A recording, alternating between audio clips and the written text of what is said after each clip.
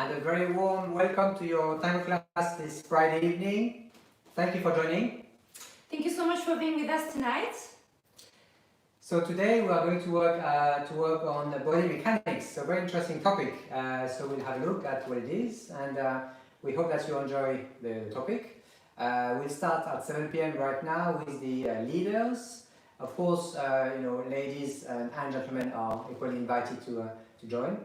And at 8 p.m. after a short break, we're going to have a look at followers. That's right. I can't wait. All right. Yeah. Let's do it then. Okay. Do you want to talk about the schedule? Yes. Quickly? A very quick chat about the schedule. So on Sunday we are back for your Tango class for solo dancers and couples, whereas this pure technique, there is no couple exercises. It's mainly like for solo dancers.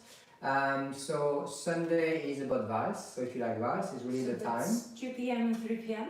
2 p.m. for beginners and 3 for intermediates. And then on Tuesday we have the next Tango workouts.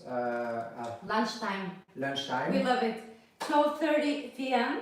Yeah. Always UK time, all the times that we mentioned. GMT.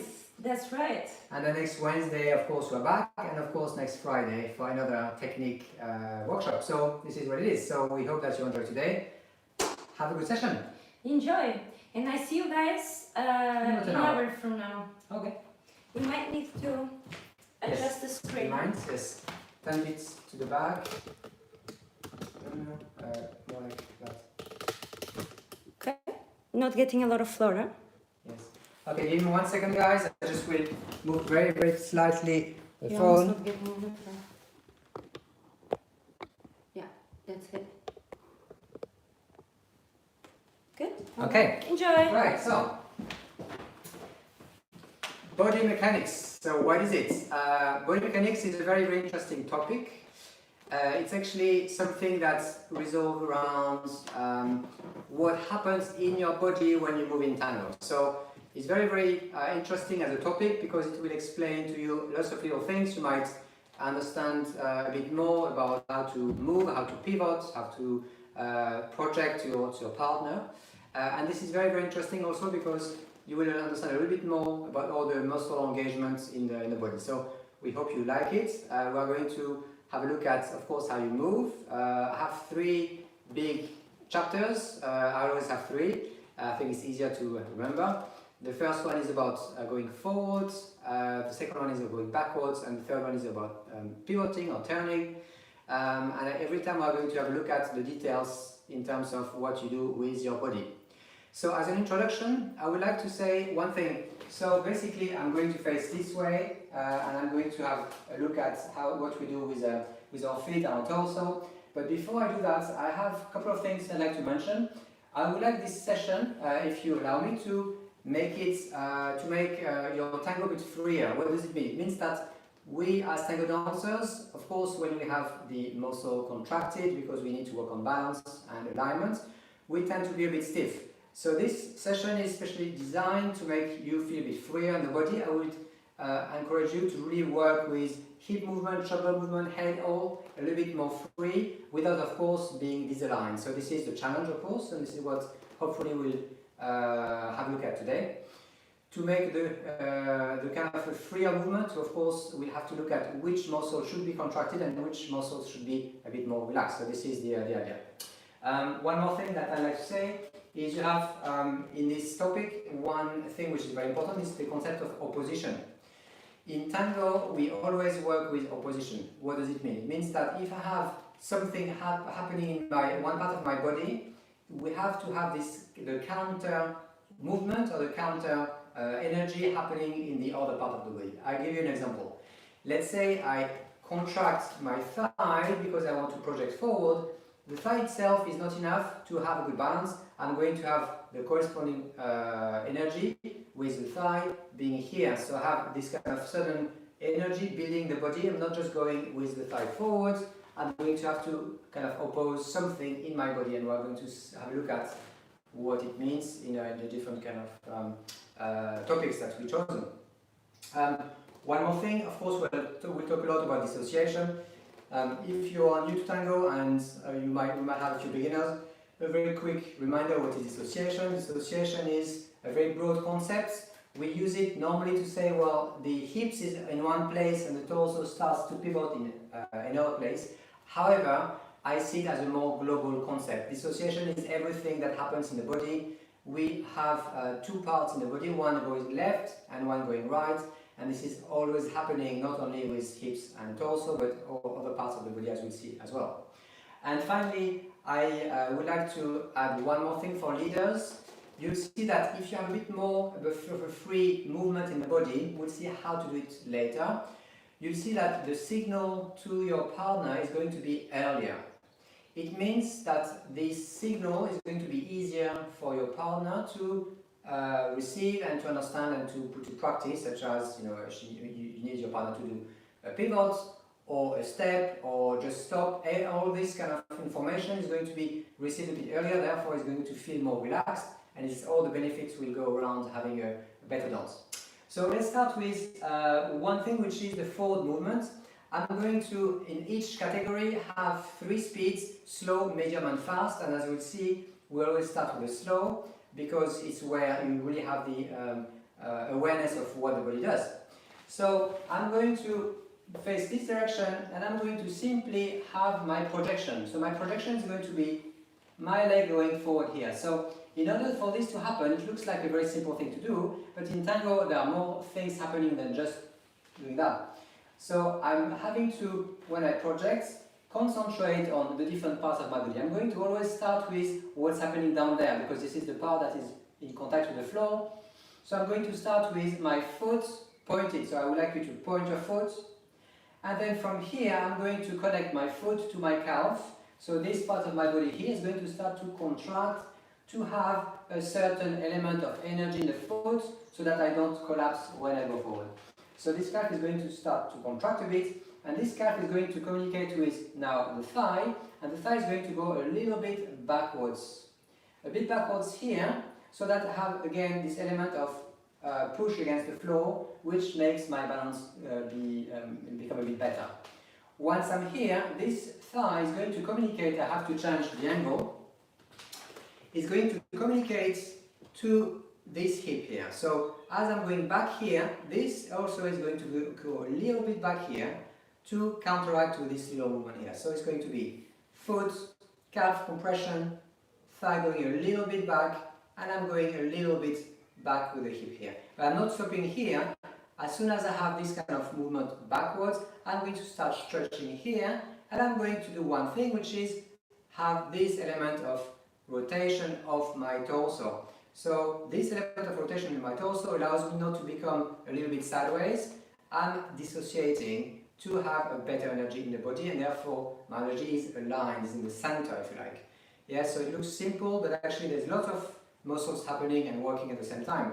Now, this is not the only thing that I need to do. I need to start paying attention to what I do with my other leg, and this is where my knee is going to straighten. Here, I straighten my knee, and therefore my hip and my thigh is going to go a little bit backwards to again create this sensation of torsion in the body here, whilst this part and the shoulder is going a little bit forward. Now, a little something about how we do this dissociation. Basically, I would like to make sure that you are not doing something downwards, but always around you. So imagine that you have a cylinder around you. I like to call it the axis, and this cylinder is always something that you need to keep inside. So basically, you are never going to pivot with part of your body. We'll see the pivot a bit later, where one part of the body is going outside here. This will make me fall as soon as I start pivoting, so which is not good. So I'm really going to go back to my posture here. I'm going to go back with this hip, forward the shoulder here, and as I go forward here, I'm going to have make sure that my head is looking straight here. So a little something about the head. I can't remember. I think the head is maybe 3 kilos, or maybe, if you're Einstein, maybe 5. I don't know. Or if you're like me, even more, because I haven't had a chance to have a haircut in the last 2 months now, so I'm starting to feel I have a bit of more hair. But anyway, the point is, I'm going to make sure that this is staying straight. As soon as you look down, you can be sure that the head is looking down. Therefore, as soon as you start going forward, you have too much weight forward. So really have the awareness of what you do with the head. So let's go back to this very slow movement. So I'm going to project with the foot, with the calf, with the hip, with the opposite side of the body here, with my shoulder going a little bit forward, at the same time my left hip going back, and I'm going to go really, really slowly forward. There. Now, as soon as I'm here, I'm going to understand in terms of body mechanics what should happen. What should happen here is, again, I'm going to go in the same order. I'm going to start with the foot. My foot is going to start pushing me forward and doing this because I'm starting to contract the calf and the thigh here and the glutes. So the entire leg is starting to work, so I'm going to go forward, not with the torso, but with the leg. 1 and 2. And that's how we do one step. I know it sounds like a lot to do, but as you practice, it will actually become more and more natural and easier to do. This is something that allows you to really have precision in your tango and how you move. I have something I'd like to mention to you in terms of how we move in tango. I'm going to go back to that in a second, of course, is the speed of the movement is not linear. In other terms, I'm not going to go 1, 2, 3, 4, 5, 6. I might go a little bit slower first, then there's an acceleration, and then again I slow down. Yeah, so it's slow, fast, slow. So slow, fast, slow, and this is the speed of every movement you do in tango. As we will see, the pivots are exactly the same. We're going to start slowly, have a bit of a quicker pivot, and then at the end we need to slow it down again to maintain the level of energy. So let's do just a few steps around. Just start paying attention to this opposition in the body where I'm going to contract one leg and the other part of my body here starting to work, to stretch, and then I'm going to start dissociating, and this is when I'm starting to push with the back leg here. And I do one more time. 1, 2, 3. At this stage I'm going to start pushing with this leg here as I'm dissociating towards my other leg. One more time. 1, 2, 3, 4, 5. Good. I do it a few more times so you get used to the idea, and then we're going to speed it up. So I start with the foot, the leg, the hip, this, everything up, stretching, going back here, this going forward to create this opposition in my body here, and I make sure that I don't go down, I go around me here. 1, 2. At this stage I start using the back leg, starting to take the relay of the push, and I arrive here.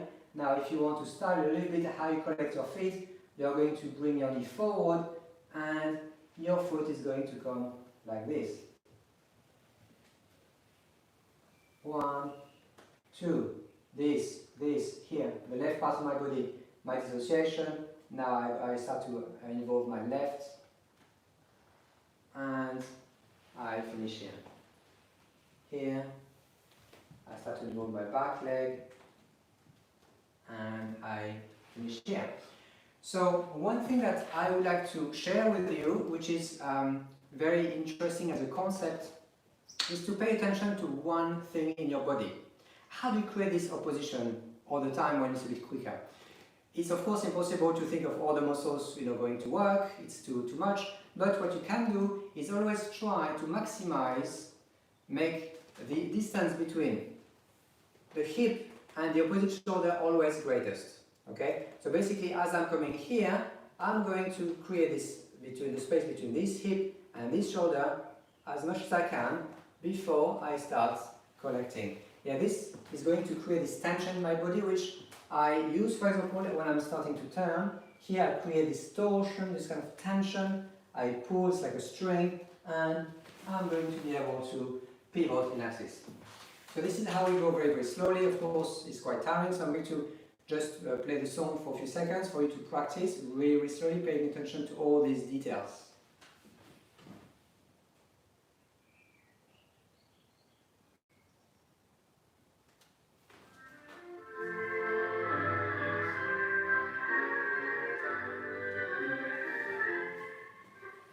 One, 2, 3, 4, 5, 6, 7, 8. And again, 1, 2, 3, 4, 5, 6, 7, 8. One more time. Foot, leg, opposite hip, opposite shoulder going forward, and I start pushing with the back leg.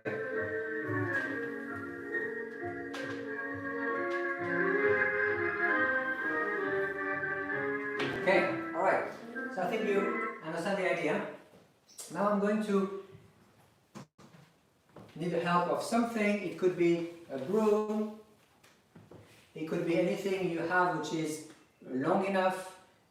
You don't need to take anything complicated, but what we are going to do is just stay with the beats, and I'm going to start adding a little bit more movement with the hip and the dissociation. So I'm going to, in terms of body mechanics, understand that basically I'm not going to walk this way, but I'm going to start having a little bit of hip movement here, and as I have my hip movement going back, the space in front of me is going to move from left to right. Now, note that it's not my arms doing this, it's my entire posture going around this way. So if you have the chance to grab a broom or anything that you like, and we're going to go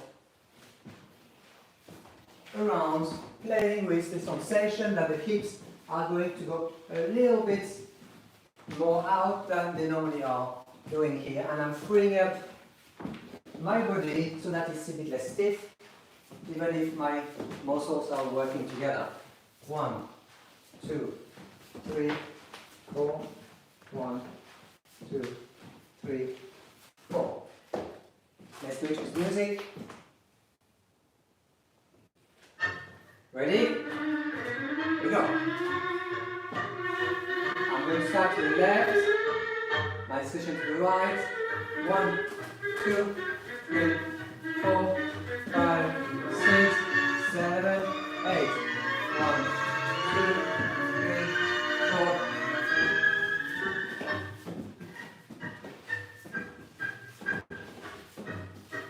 Try to feel your hips traveling from left to right.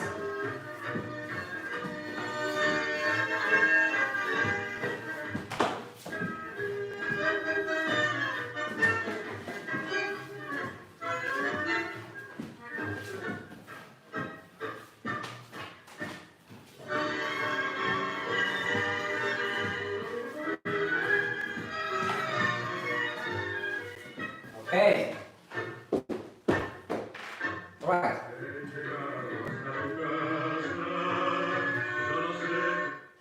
So this is one way to really play with the hips, play with the torso, play with your dissociation. It looks like it's a small detail. Believe me, it is not. When you embrace your partner in your arms, leaders, it's very important that she or he would feel that element of rotation around you. It's not like you're pushing forward this way, it's like you're accompanying her movements in and in and in this way. Yeah, there's a bit of swaying, which makes it infinitely more nicer, if you like, and more connected, where we have this element of real dissociation, and my hip going a little bit to the side here. For ladies, if you're following, of course, as you see with PAULA, it's very, very nice if you have you allow your hip to go left and right a little bit to create this nice movement. But leaders will do it as well in Tango without exaggerating, of course. It's quite nice when you see some dancers really having this sensation of pushing the floor because the hips are sinking to the floor. I'm not staying here, which would be a bit stiff. I'm sinking my hip into the floor. 1, 2, 3, 4. 1, 2, 3, 4. So this is how you create the sensation and the look that is actually has more volume. You know, it's more dancey. It feels more interesting because you allow this to move a little bit. Okay, I'm going to speed it up a little bit again. This time I'm going to have a look at the musicality. Basically, we can either do it very slowly as we started, we do it on the beat, and then we're going to start playing with the half beat, and even today the quarter beat. Yes, the beat would be 1 beat per second, half beat, 2 per second, and quarter beat roughly 4 per second. Of course, the quarter beat is very quick, so we'll have to do very, very small steps, as we'll see. So I'm going to show you the mordida, which is using exactly what we did in terms of concept, where my torso and my hips are working in opposing forces. I'm creating this tension, this kind of stretch in my body here between hip and shoulder. And I'm going to do it this way. I'm going to show you facing the camera first, and I'm going to move my, so that I have my back to the camera. So I'm going to go forward with the right leg here, and I'm going to attack with my left hip here.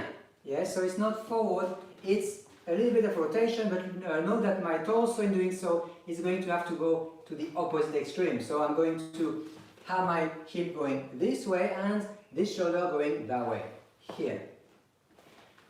Why am I doing that? Because it creates this certain tension which I'm going to use for a sudden release. And here, yes.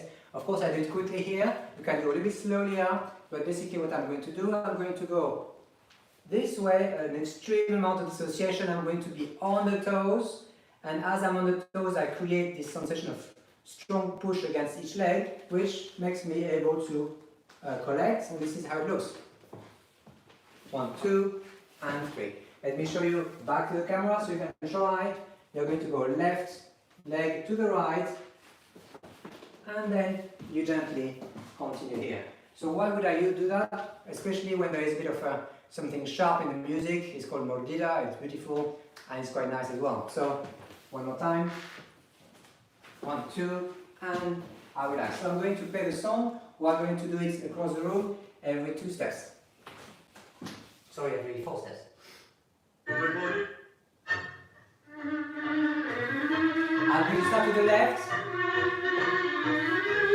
And 1, 2, 3. 1, 2, 3. 1, 2, 3. 1, 2, 3.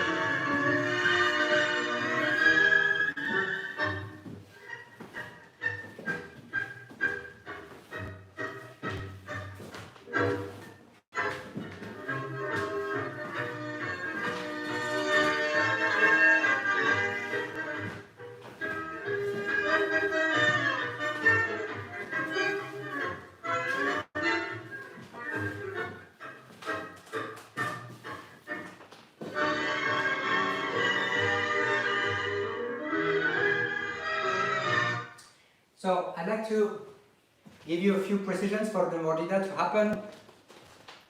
What happens here is I'm having a very strong element of dissociation to the left, which will ultimately call the right hip forward, and I'm going to, as it does, go to the opposite direction. So it's always a matter of contract associating. 1, 2, before I go forward. 1, 2, and I go forward. Now, it's very tempting when you do the mordida to land on the heel of the left leg or the right leg. Do not do that. Basically, it's not, and it's a bit sharper. If you stay up and only now your heel is reaching the floor. 1 and 2. So I think it's time for me to ask if you have any questions. I'm going to have a quick sip of water, and also I would like to ask you where you are watching this from, the country or the city. It's always lovely to see where you're all from, and I see you in a few seconds. I play the song.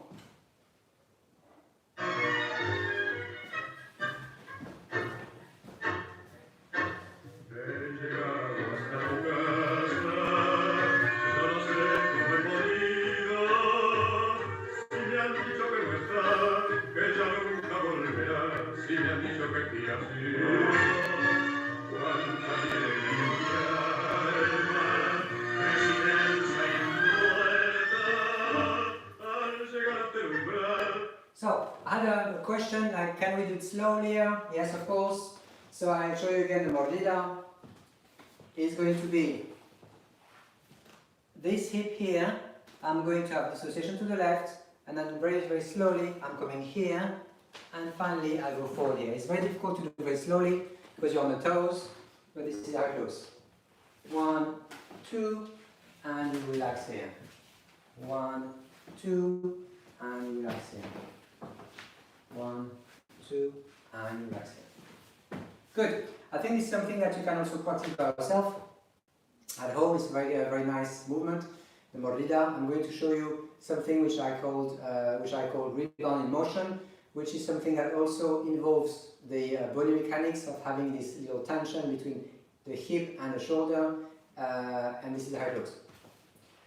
So I'm going to go forward, and the back leg is going to be displaced a little bit inwards before I go forward.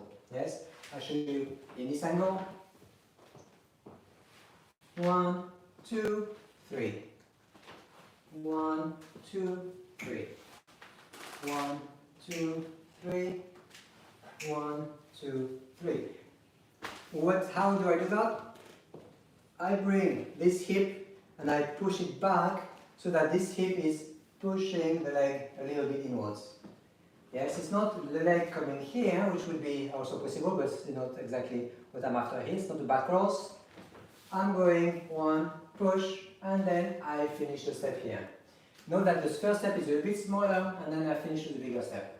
1 and 2, and then I do it the other side as well.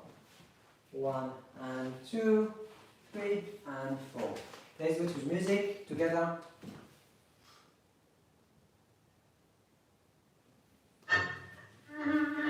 I'm going to have to play with the beat first and a half beat. 1 and 2, 3 and 4. 1 and 2, 3 and 4. 1 and 2, 3 and 4. Know the hips really traveling.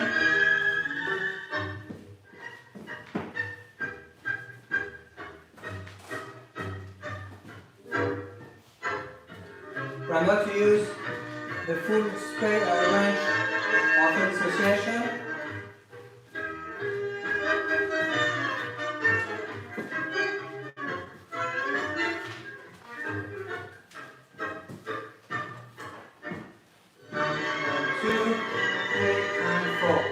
Play with the hip to make it a bit freer.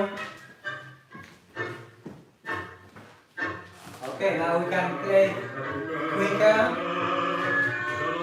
on the quarter beat. 1, 2. Here again, my hips are going to play a very important role. I'm constantly associated. 1, 2, 1, 2, 1, 2. I'm having a bit of a pendulum here.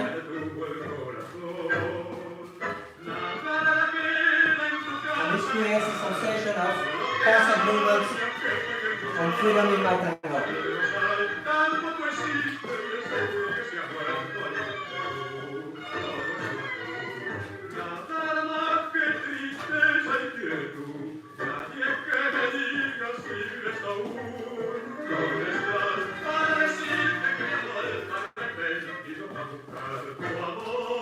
Okay, so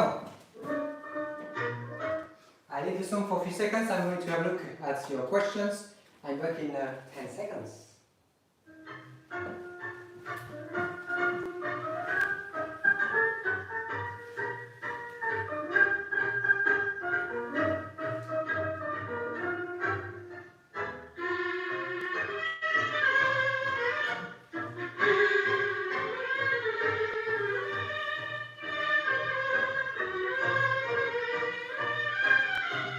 Okay. So the question I read on the screen was more related to the mordida. Can you do a mordida in a row? Yes, you can, of course. This is how it will look. 1, 1, 1, and then relax here. Of course, it's very tiring because you need to always stretch quite strongly, and because it's quite quick, then it actually requires a bit of energy. So yes, you can do the several mordidas. As a matter of fact, in a typical D'Alenzo, when the music goes 1, 2, 3, you just do 1, 2, 3. It's quick, of course, but it's actually quite playful as well. So this is to answer to the question that I just read right now.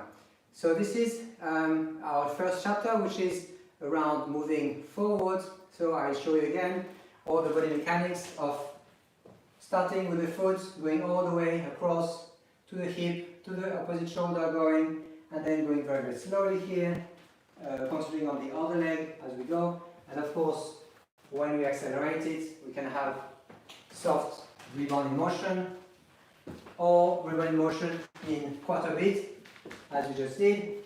And the mordida, of course, is quite quick as well.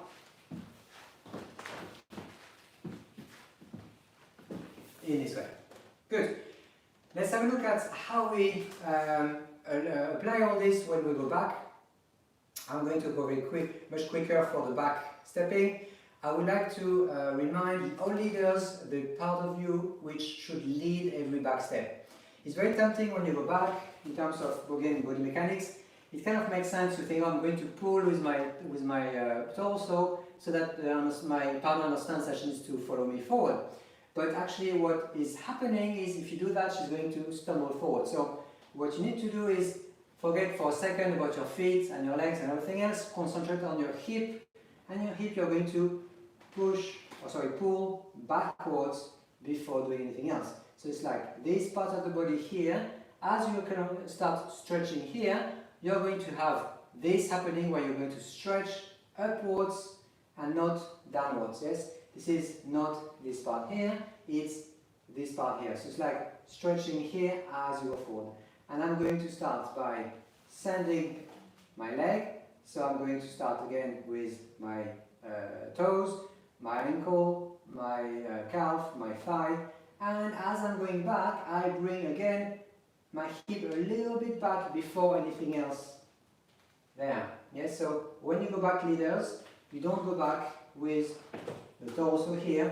You need to do two things. You need to have, first of all, your hip going back, and to make sure that your heel is reaching the floor a little bit earlier, this way, not that way. Here, and as you bring your hip back, again, you create a strong torsion in the body where the left hip, the left shoulder and the right hip are going to go in opposite direction, creating that sensation here of getting plenty of space in the legs here. 1, 2, 3, and 4. This is how you go back. Now, if we apply the concept of the mordida going back, this is what's going to happen. I'm going to go 1, 2, and then again, I dissociate here, I go into my toes, and I'm going to stay up here, and up here, and up here. 1, 2, 3, 4. 1, 2, 3, 4. I'm going to have to do my mordida with my feet really, really together, and my knees strongly pressing against each other as well. So let's do it for a few seconds, and I have something else to show you as well.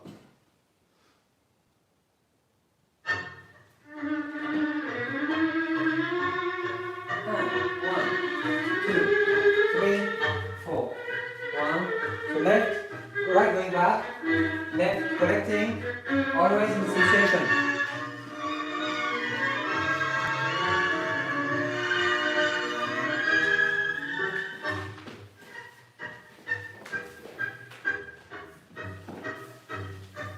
And again.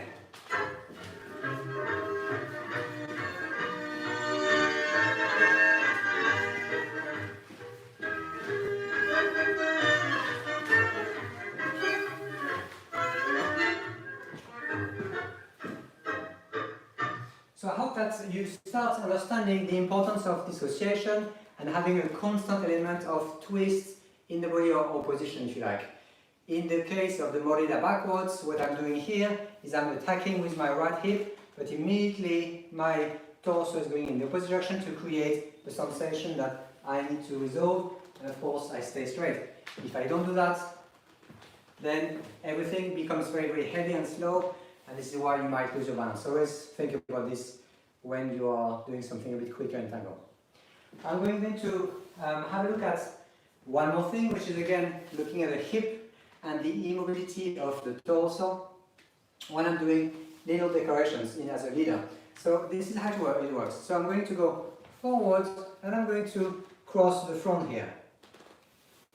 Forward and front. Now I'm going to do very, very small steps backwards, repeated.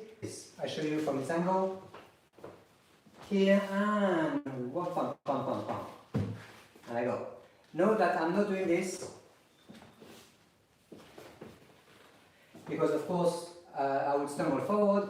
So what I need to do is make sure that my steps are really, really small before I make sure that I'm stable here.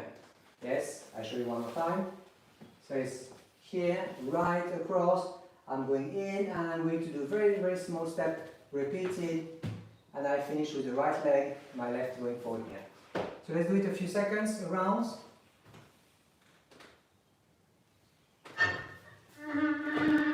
One, two, three. 2, 3. 1, 2, 3. Now.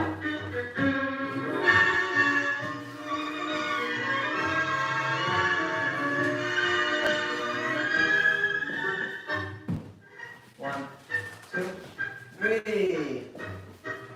And again.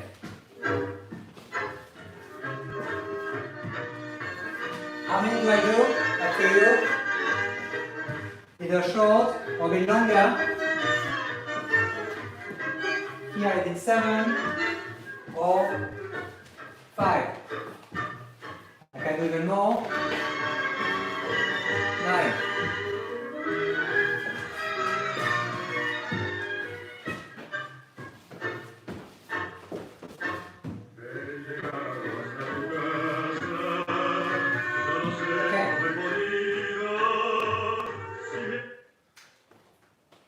So let's carry on with something around our last chapter, which is about pivoting or turning. I'm going to start with an exercise at the bar. Let me place it a little bit forward.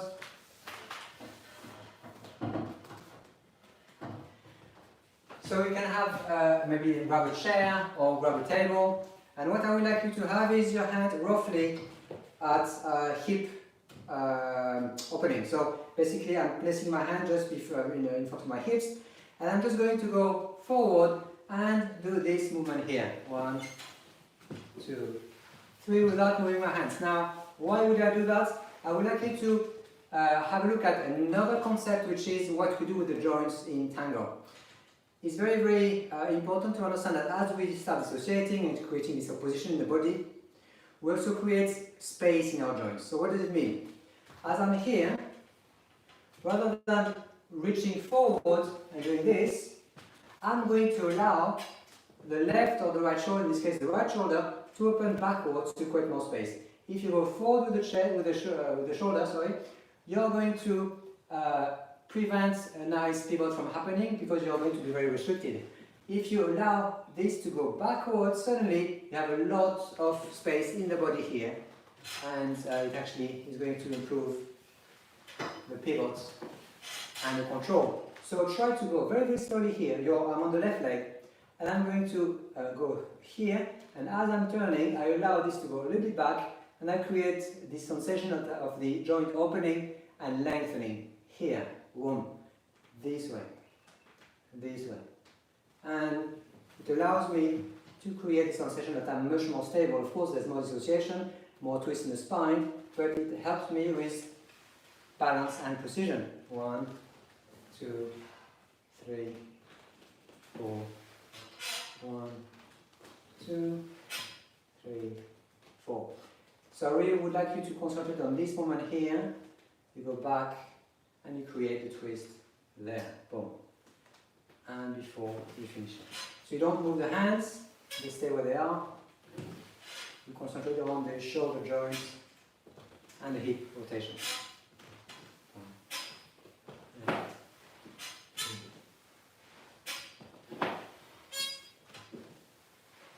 Looks like my bar is complaining, making all sorts of squeaky noises. Okay, so this is a little bit of awareness of what you do with your joint. Remember, when you do a pivot, this is what should happen. Now, something which is very, very important when it comes to pivoting is to understand the concept of hinges. What does it mean? The concept of hinges is used in tango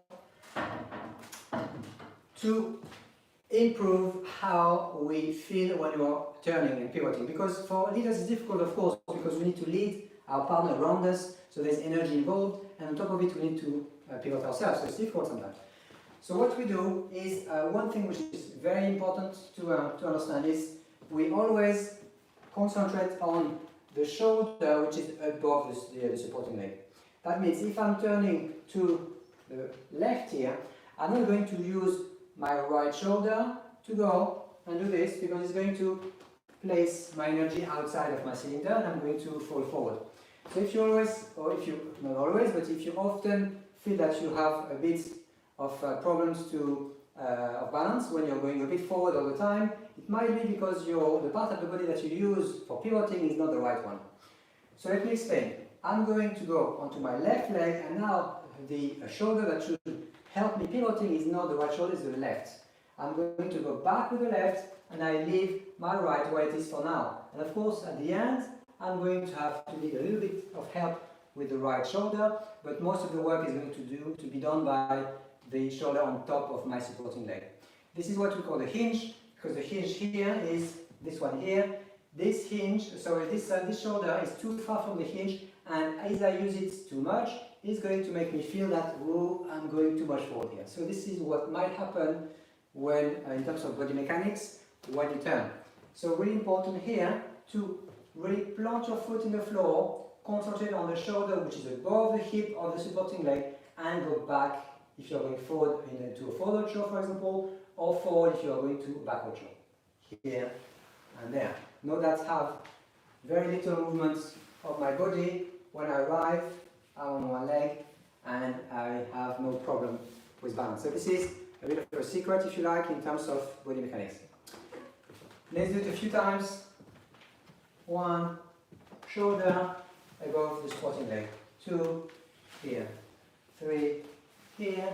4, here. And as you do that, you understand that basically there is a complete possibility to be freed up from trying to create too much energy, because energy is already there. You don't need to have this sudden acceleration. You can get into the pivot here and be on one leg without any problem. 1, 2, 4, 1, and so on and so forth. So this is how it works in terms of your pivot. So always remember this very important point in the technique, which is which hinge to activate in your pivots. I'm going to do one last exercise. I think we are running out of time, which is understanding this hinge again when it comes to heroes with sacadas. So I'd like you to have a bit of fun. Grab two shoes, a pair, and put them roughly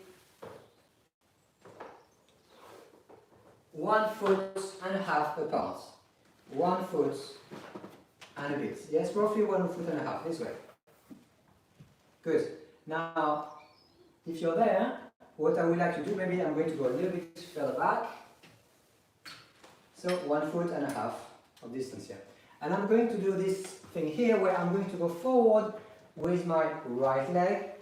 And I'm going to apply what we just mentioned, the hinge technique. I'm going to have to activate the right hinge or the right shoulder going back to be able to pivot enough and enter the space without pushing the shoes here. Once I'm here, I'm going to have to revert to go back to the right leg. I'm going to start with my dissociation, and I'm going to do this little figure here of having a little boleo or a little front cross before finishing. 1, 2, 3, and 4. And again.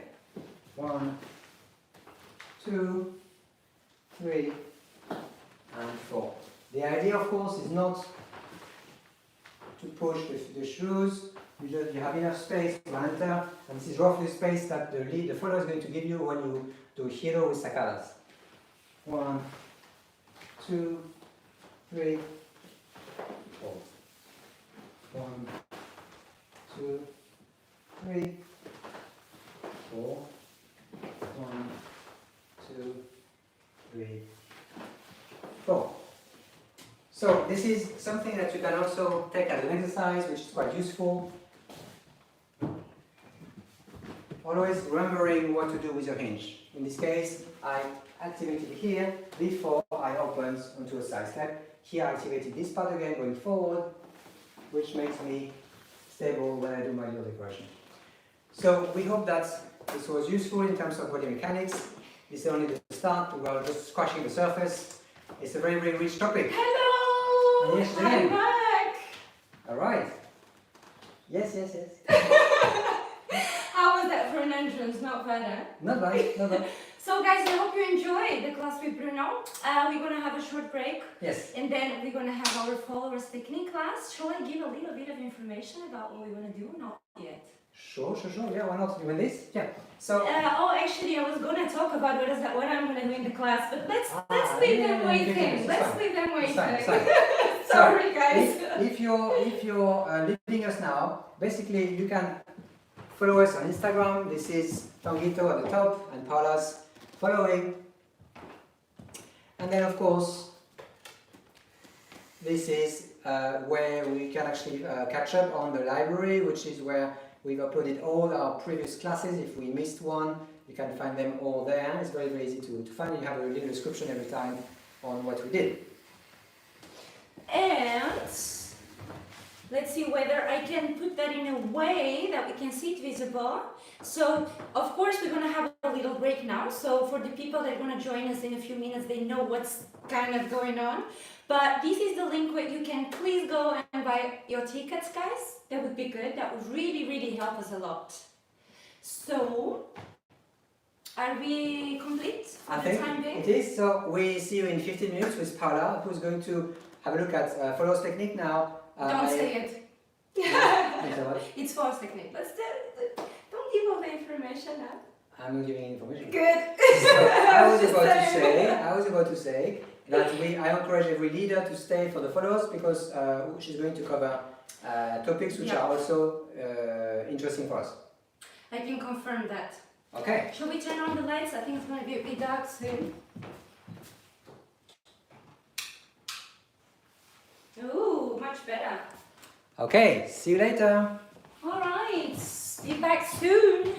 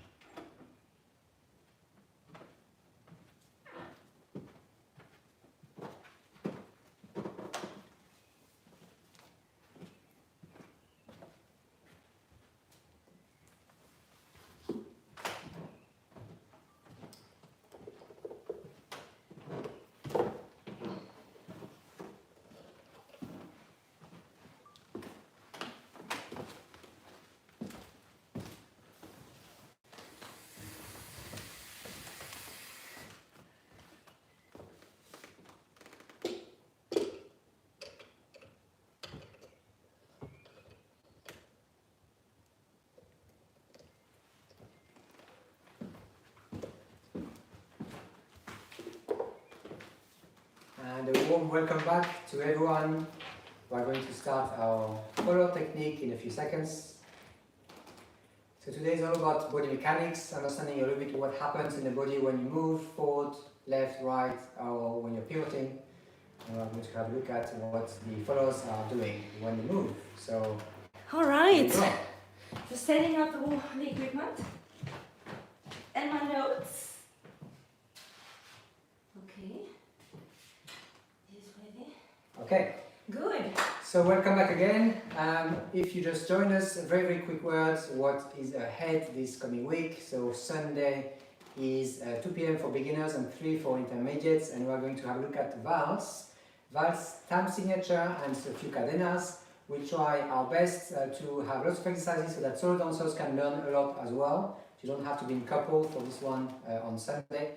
On Tuesday coming we have the Tango workout. This is one of our favorites. This is doing routines. Still one of my favorites on too. Very, very quick, yes, very quick tangos and milongas. And on next Wednesday we continue our classes, and we are going to start having a look at musicality from next week. So very interesting topics for us and for many people, of course. We are going to have a look at different orchestras and how we can play with them. So exciting. Very good. Here we go. Can't So wait to start. here we go. Let's start with the first. Yes, of course. I think I'm in the frame, just a little bit back. Okay, good. All right. Let's see. All right. All right, guys, let me just get my playlist.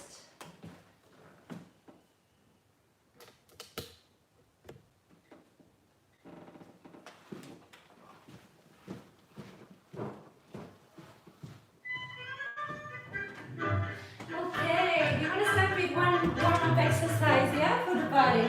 So let's face this way. I'm gonna bring my frame around me like hugging a big balloon. Okay, shoulders down. I'm going to the right, center, left, center. Really keep the hips facing forward all the time. Okay, one more time.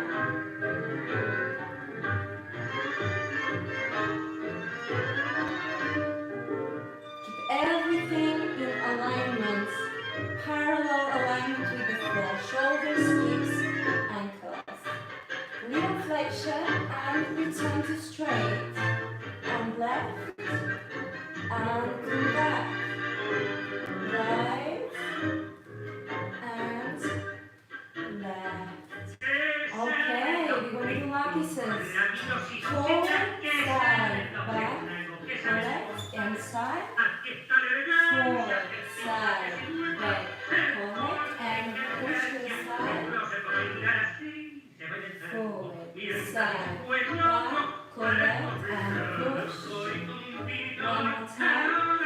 Forward, side, back, and push. And let's reverse that, starting to the back.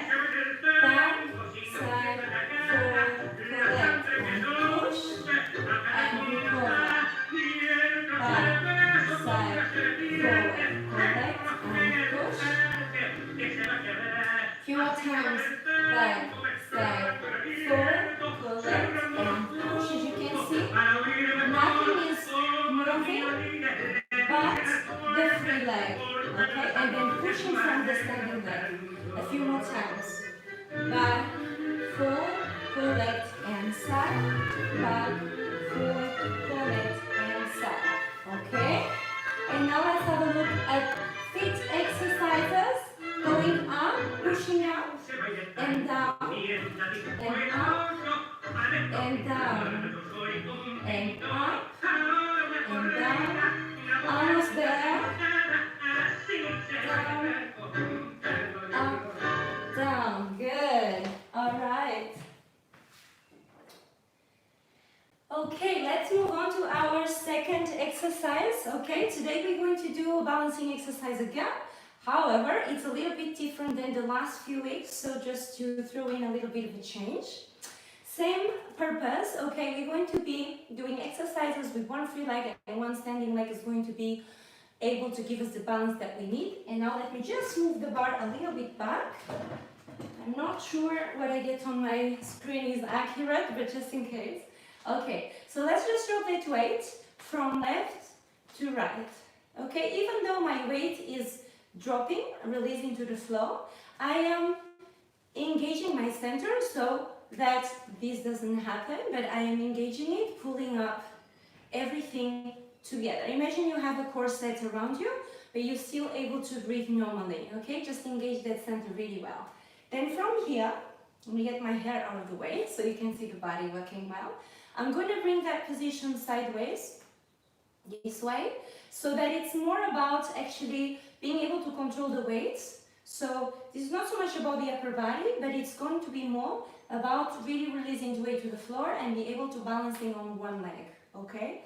Now what I'm going to do is I'm going to try throughout the whole exercise to keep the alignments of the hips very parallel all the time, so not dropping one side or the other.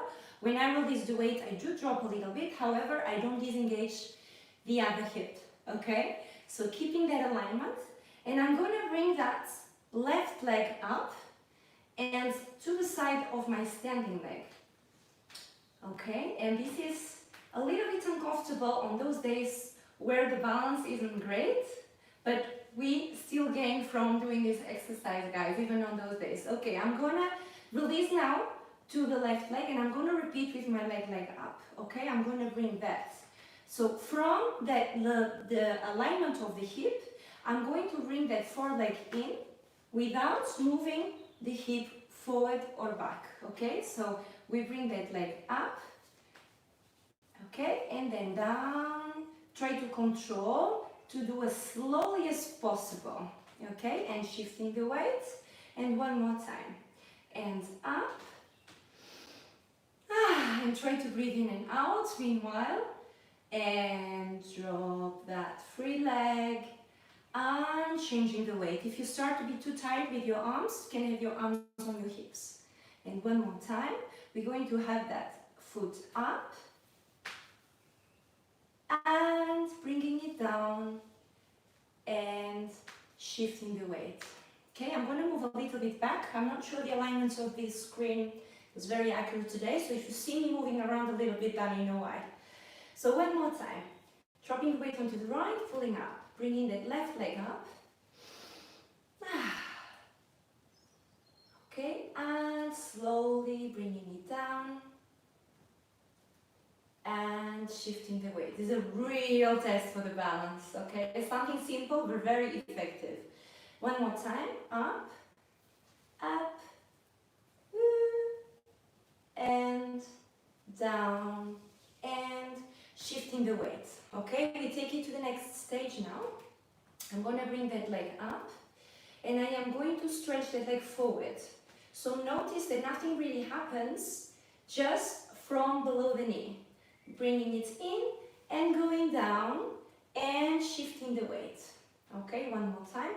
Right leg up and out and in and down and shifting the weight. Really trying to control the shift of the weight as much as possible to delay it so you get a little bit more out of this exercise. Okay, one more time. Up and stretching it out. Keep all the alignments straight of the spine as you see, okay? That's going to really be helpful. And shifting the weight. We're almost there. Okay, right leg, one more time. Up and stretching it out and in and down and shifting the weight. Okay, I have a little bit of shaky shoes. I'm still managing somehow, so I'm just going to continue. Okay, so from here, next stage is I bring my leg up. That's number one. This is number two. Now I'm going to bring it in, and this is when it gets a little bit tricky because I'm going to pointing it backwards.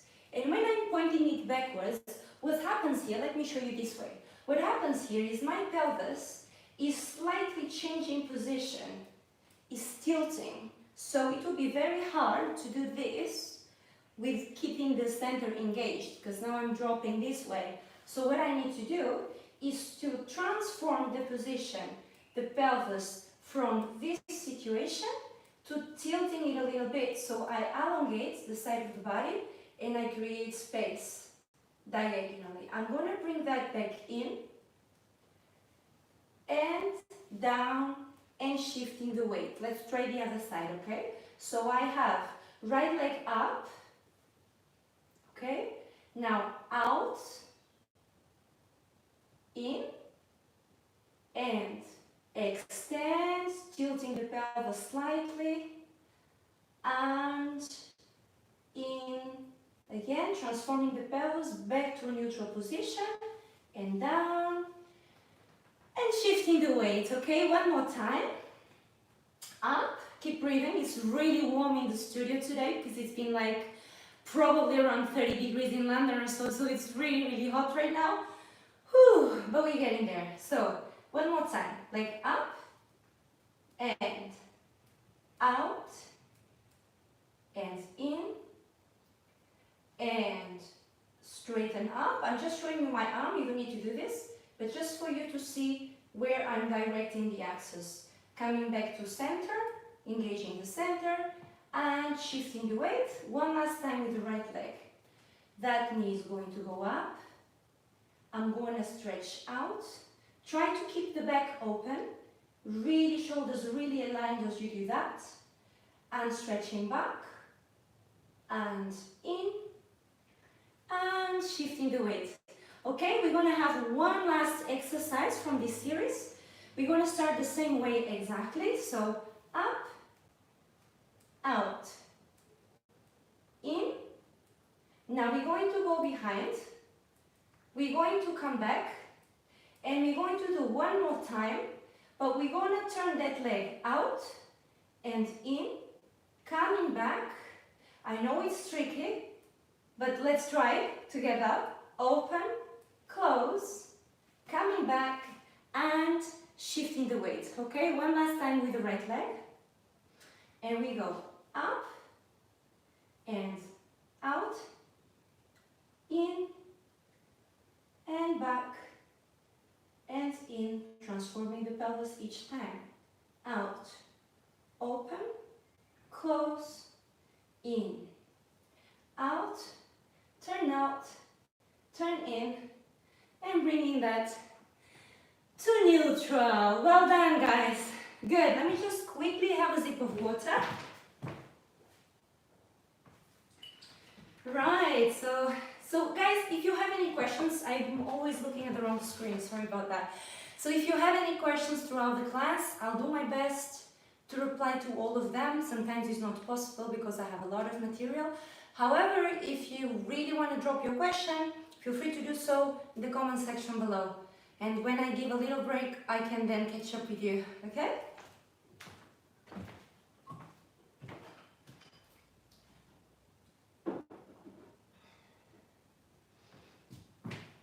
Okay, so today we are going to be speaking about gyros, the body mechanics in gyros. Because I feel that there is a lot of misunderstanding, I mean also for the part of the leaders, but generally speaking, there's a lot of misunderstanding about timing of this association, what exactly needs to happen with the body. So when I was suggested with this theme for this week, body mechanics, it was almost the first thing that came to my mind. So I'm going to try to cover quite a lot of technique. This is my aim for today. However, you know me that I like to give you a little bit adorno here and there. So I'm going to do my best to try and fit everything in. Okie dokie, okay. So we're going to start speaking about something simple, which is the side step with the collection and how we then can align the upper body in relationship to the collection and to the standing legs. Okay, so from here, I'm going to start with turning my body a little bit to the right. Now notice that my hips are still forward. And I'm going to be turning the upper body to the right. At the same time, I'm going to be projecting. So this is going to feel like I'm associating rather than disassociating, which would be the upper body going in a different direction. Okay? Now we're going to have that not with open the hip, but close hip. However, my upper body would be facing my partner, which would be here, okay? Now I'm going to push and arrive to my right leg, and as I'm arriving, I'm going through the neutral position, and as I collect, I'm then going to bring that leg in, with the upper body collecting, with the free leg collecting, at the same time, then the upper body is going to twist to my left. Okay, so let's repeat that. I'm going to go project, push, and I'm going to arrive neutral here, but I'm going to arrive even further with my collection, with my upper body extra turn to my right. Okay, let's do it a few more times. So I'm going project, push, transfer, and collect. Project, push, transfer, and collect. So the aim of this exercise is to understand the arriving position is not facing forward, but it's facing around 45 degrees of your partner. Okay? So a few more times. These are very, very simple exercises. However, I'm getting really, really deep into technique. So just try to get the most out of it. Okay? It's about quality today. All right. Let's go. Opening my body to the right, projecting, arriving, and collecting. One more time. Project, push, arrive, collect. Project, push, arrive, collect. Few more times. Project, push, arrive, collect. Project, push, arrive, and collect. This feels very, very different than just doing a side step and arriving neutral, which, by the way, also exists, okay? But what we're going to be doing today with the fiddle, it's slightly different, okay? So these two options are possible. I can arrive if my partner is facing me and continuously parallel in front of me, and it just leads me a side step. This would be my ending position. However, if my leader provides rotation at the moment of arrival, I am then going with my upper body. Okay? So from here, I could arrive towards my partner, or if he gives me rotation, I'm going to continue rotation at the moment of collecting. Okay? I hope that's kind of clear. I'm just going to give you a little bit of time with this, just put maybe half a song so we can really concentrate on those disassociations, yeah? All right.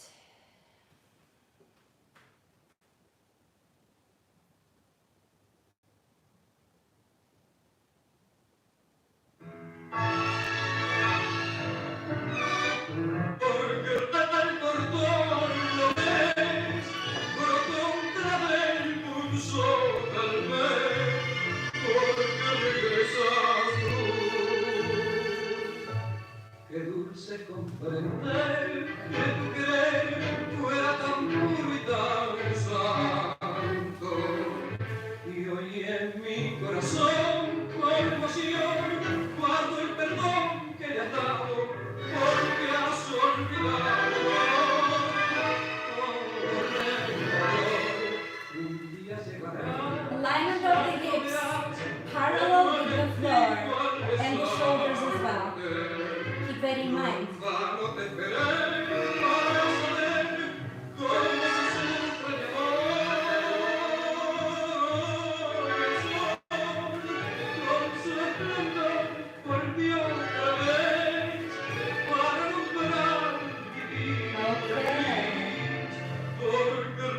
Alright, we need to move on. I really like spending time at breaking things down, but I have a lot in store for today, so let's continue. We are going to now have a look at the pivots, okay, and how we get energy in the Hiro. One of the hardest moments to get a 180-degree pivot, okay, and let's try to understand what happens then. Okay, let's start with one exercise, and what I'm going to do, actually I don't need the bar at all. Okay, so let me just move it back. And what's going to happen here is I'm going to change the weight into my right leg, okay? And I'm going to have my, let's call it embrace position, the side of my body. It's still a little bit in front of me, not completely sideways, but I can still see it with my vision. Okay, so we're going to have feet together, changing the weight. And this is what's going to happen. I am going to change, I'm going to take my upper body to the left. And then here, I am going to open the upper body to the right, but continuing with the hips turning to the left.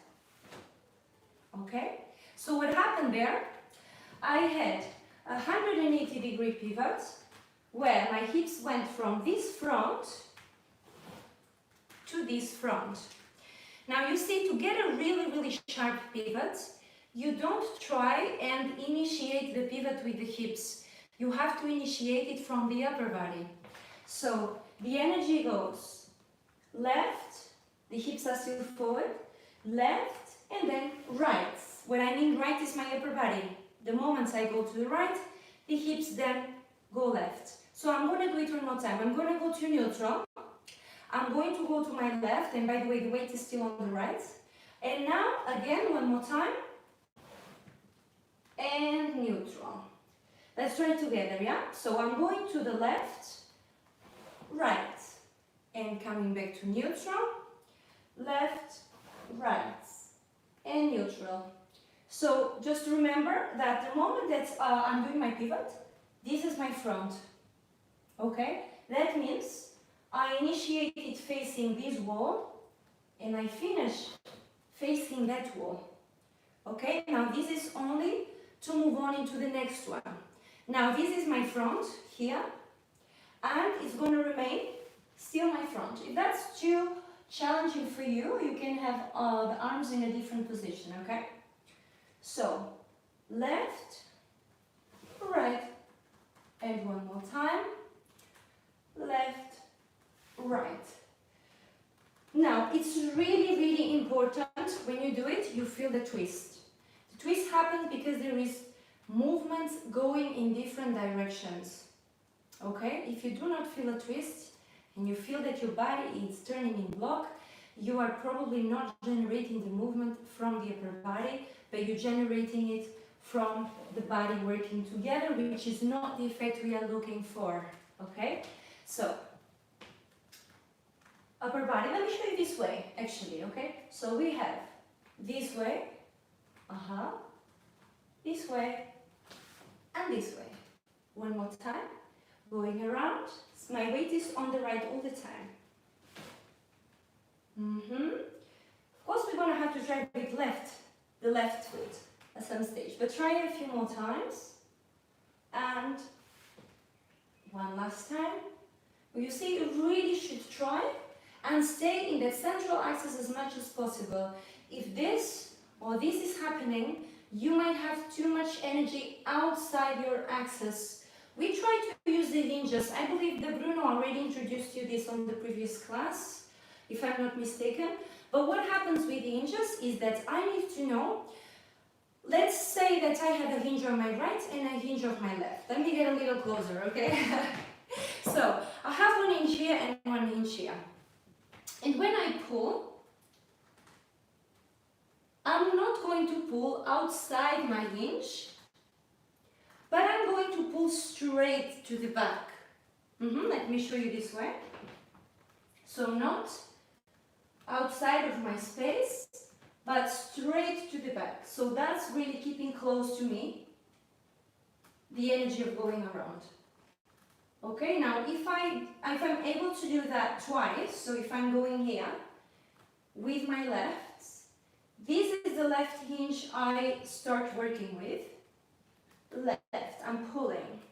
My right hinge is just going with it, is not creating any movement at all, okay, not yet.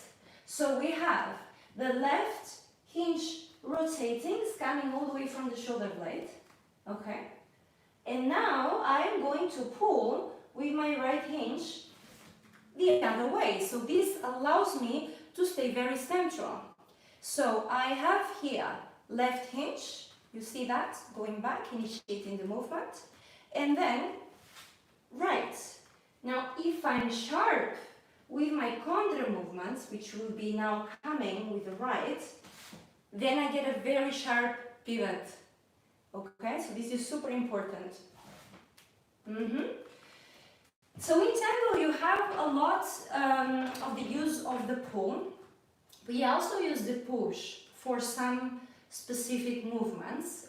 Of course, we always pull or push in moderation, and it has to be done in a way that is communicated clearly from the leader or from the follower. And the amount of resistance is going to be matched in that right side of the embrace for followers, left side of the embrace for leaders. As well as the left side of the embrace, we also apply the push and the pull. However, this side is more accessible because of the space that we have here. So just remember that any push or pull that you do should come from the back, from the shoulder blades. Not from the elbow, not from outside your space, from the shoulder. No, you have to keep the alignment. Always parallel, natural, drop it to the floor. This is the natural alignment of the body. Okay, very quick sip of water and I'll be right back.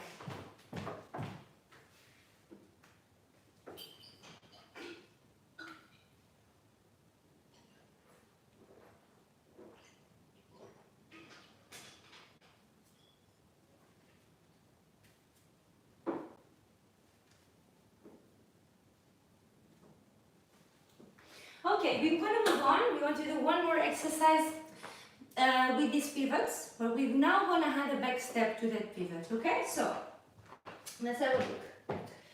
I am now going, a little bit closer to the camera so I can show you. I'm going to have that first pivot, left hinge and right hinge, causing the pivot to happen. And I'm going to take a step back. My step back is going to be just exactly where I am, going back, nothing happens, but the step back. Okay, now when I'm arriving, I am going to shift my weight to the right, and I'm going to do everything to the other side, left, right, and stepping back. Shifting the weight, and repeating the other side. Going all the way around, remember everything we spoke about, keep it with you, okay, inside your space, through your hinges, and back step, okay, a little bit faster, rotate, and pivot, and step, and come back, and let's continue into the next one. So now without stopping, and around, and okay, a few more times. Of course, we have to try it to the other side as well, because now we've just been using one direction. So, if we spoke about this being the beginning of the exercise, that means now we would be the weight on the left, and I'm going to turn that to my right, right, and left. Okay, now my weight is still on my left. I'm going to take a step back, and going on to the other side. So my weight is still on the same place where it was. So the moment I take the step back, let me show you this way. I step back and I'm going to shift on the left to start again on this side. Yeah, up and back step. Shifting the weight. For some reason, this side, to me, feels a little bit more awkward than the other side, but that's okay. You might experience that as well, that one of the sides feels a little bit stranger than the other one. But let's continue. Nevertheless, really try to get those pivots sharp. Shifting the weight, going around, pivot, and step. And one last time, around, and step. Okay, I'm going to give you some music, and I'm going to look at your questions.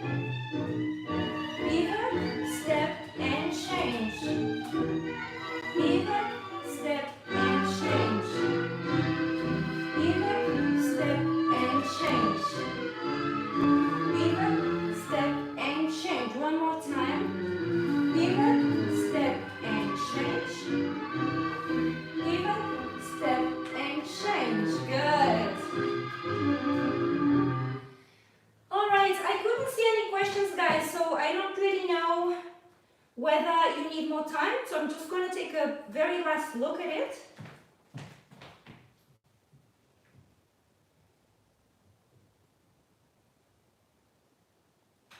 Yes, so your question, Abby Rose, it's fine. You can try it with both legs, okay? So the weight could be on the right when you're going around, or it could be the other way. It could be here and then stay on that left. Yeah, so it could be on the right, which is this way. It can be on the right, or it can be on the left. So this is just a suggestion for the exercise.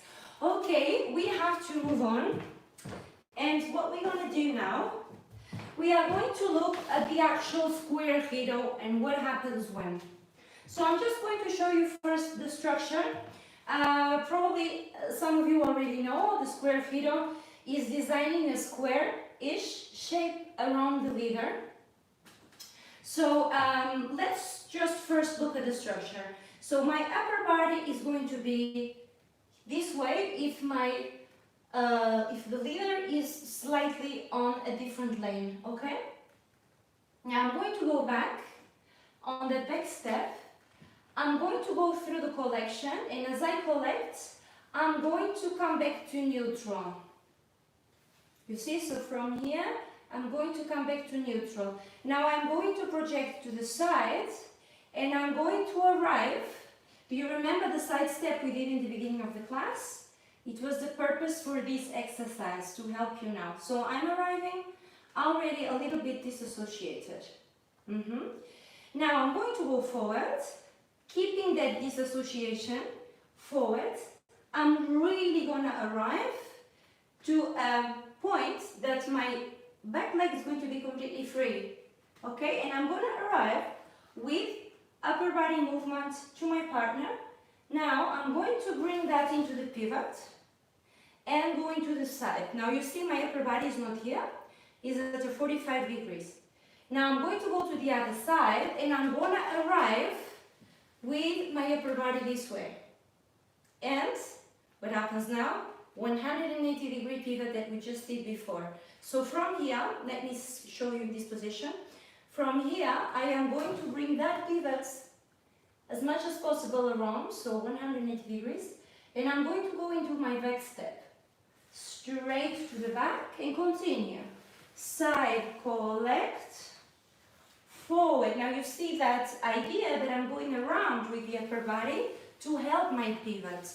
I'm going to open left side, right side, and back, side, forward, pivot, side, pivot, back. This would be simple time where every step takes a beat, okay? There's no acceleration. Step and step and step, pivot, step, pivot, step, pivot, step, pivot, step, pivot, step, pivot. Okay? Just take a little short break because you might be getting dizzy. We want to do everything to the other side.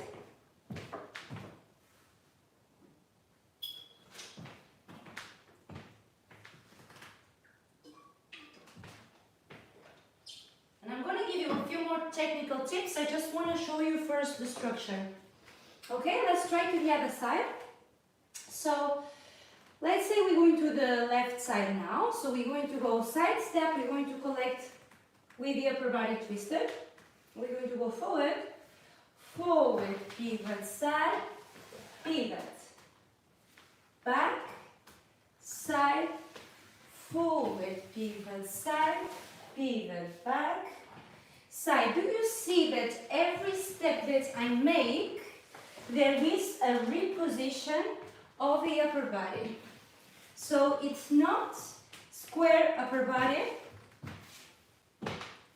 Okay, we don't try to create that effect where the body is turning in one piece. We have movements all the time going in opposite directions. This is what gives good quality to a giro. Okay, actually it gives good quality to any movement that you do in tango, that you use all the body is engaged, and you have the clarity that what happens when. Okay, this is one of the key elements that we look for to become good dancers. Okay, so let's do it one more time to the right. forward, side, pivot, back, side, forward. So remember to have the circularity of the axis, always moving from one side to the other and continuing and so on. So let's talk a little bit about technique. I think I already spoke quite a lot, but just anticipating a few mistakes that can happen in the case of a square figure. Okay, what can happen? First of all, if I was gonna draw a square, can be also just a little bit off to a rectangle shape, I would think I have to step on each corner of my square and arrive with my axis to each point. Okay, let me see if I can give you something to play with. Okay, now let's say I'm going to go around my partner. Okay, and I'm going to go to start this way, and I'm going to go straight to the back unless my partner sends me into that situation where I'm slightly crossing the lane. But I'm going to go straight to the back, straight to the back. And now, you see what happens? I just collect.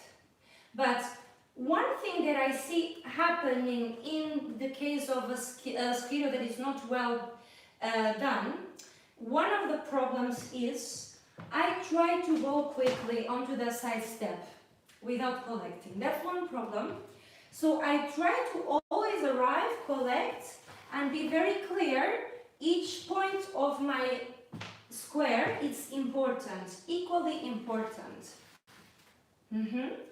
Now, if I'm going forwards, another problem that happens is try to generate the pivot from two legs and not from being on one foot. You see, now I'm ready for my pivot. I'm not ready here. You see, I can't have the space and I also don't have the clarity. So I need to arrive fully onto that axis, so I'm pivoting on the spot, under control, on my own axis, not with too much weight forward, not invading my partner's space. The next one, I'm going to the side. What's my arriving point?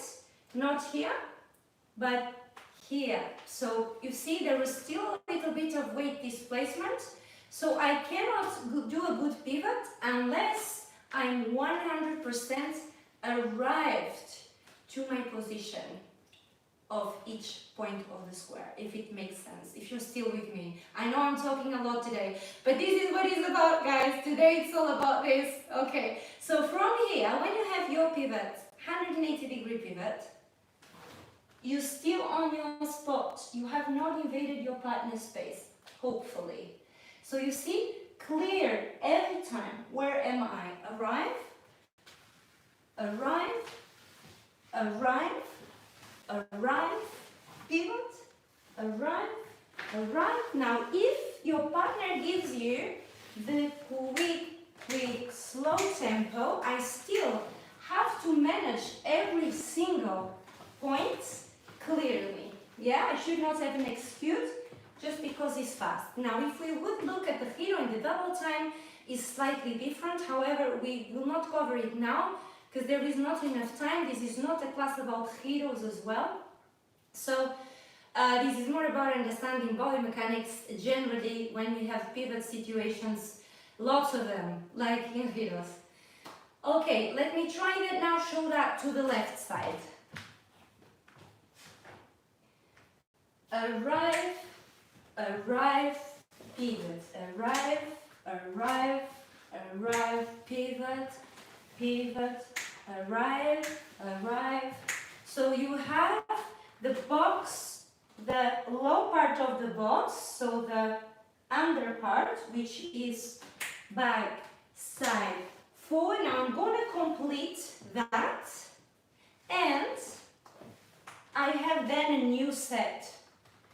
Back, side, forward, pivot, side, pivot, back, side, forward. This would be for the standard time, quick, quick, slow, or you can practice that with simple, simple, simple, simple, simple, simple. It's a very good exercise, guys, believe me. Okay, now because we still have a little bit of time, I think we earned a few adornos, haven't we, with all this hard work? So let's have a little bit of fun as well. I'm going to show you two places that are my favorite places and my favorite adornos in a square giro situation. My favorite places to adorn, to embellish, would be on the forward step and on the big pivot. So I'm going to give you two examples here of having a pique and a lapis. Notice that the clarity of arriving is still there and the adorno should not change anything, only with the situation of the adorno here, it's a conscious decision not to collect because I'm drawing a lapis around. This is the way to do it without adorno, okay? So I will go everything perfectly closing each pivot.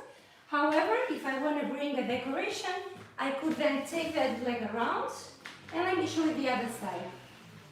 Pique, side, and remember that with lapis, generate the movement by the upper body going hinge left, hinge right, left, right. So we really get a contour left, right. Okay, one more time the right side. Forward, pique. Remember the pique needs to happen after you arrived, just before. Step pique, so that you can then pivot on your axis. Yeah, pam, pam, pam, pam, pique, e, back, side, forward, pique, lapis, back, side, forward, pique. Keep working with the upper body, okay? This is always the priority, and if it's not, it should be. Let's do the left side. Are we for time? I think we have to finish very soon. So we're going forward, forward, pique, lapis, back, side, forward, pique, lapis, back.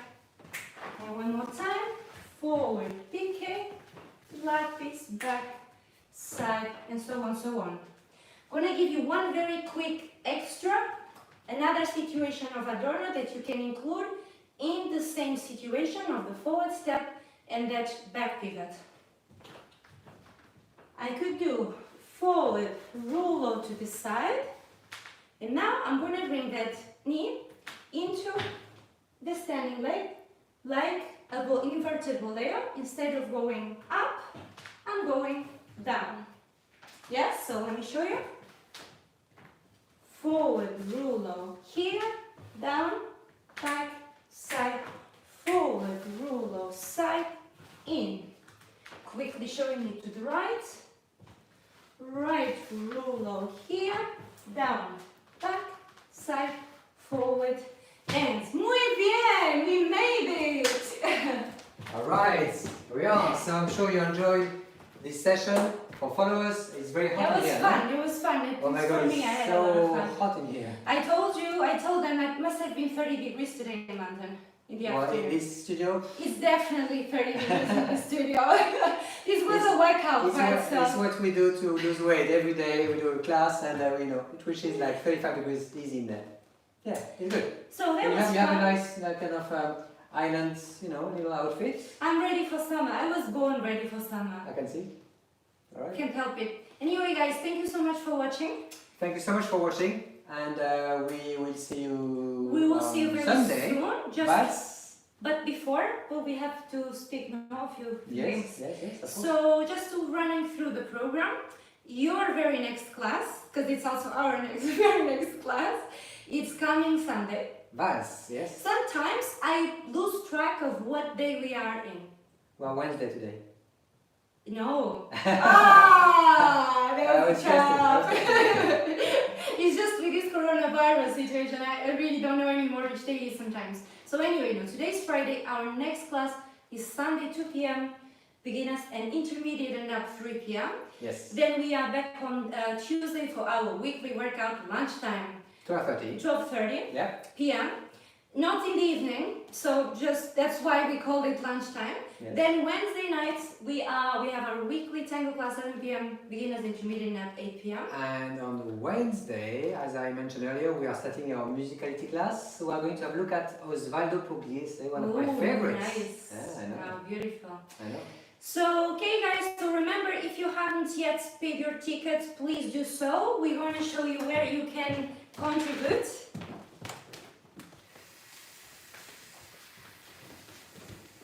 And there you are.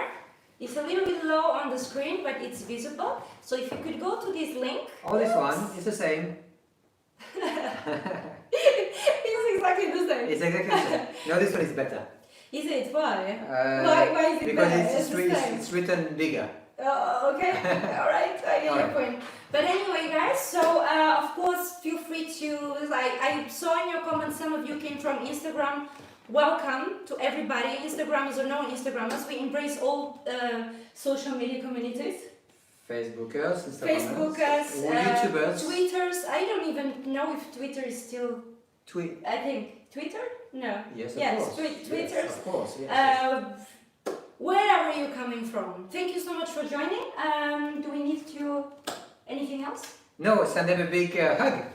Mwah! See you guys. We love you. Thank you so much for Bye-bye. your weekly support. See you, see you Sunday Sunday. for a really, really good vals session. I'm looking forward already. I am too. Cool. Alright. Okay, See you then. Bye bye.